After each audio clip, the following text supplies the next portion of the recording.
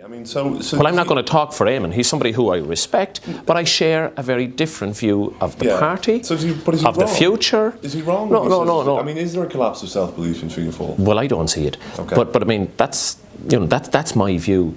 But the journey that I'm on and the future that I see for Fianna Fáil is working really hard to re-establish a set of policies that meet the needs of the Irish people. And you see, Fianna Fáil doesn't exist or shouldn't exist just for Fianna Fáil's sake. We're a political party, and at the end of the day, what is a political party? It's a vehicle through which you bring forward policies that's supposed to meet the needs of the Irish people. So the more we look inward and convulse ourselves about how we're doing in the polls, then that takes up all the oxygen in the minds of the people, rather than saying, what is it Fianna Fáil are about? What is it they're trying to do? What are they offering to the Irish people right now?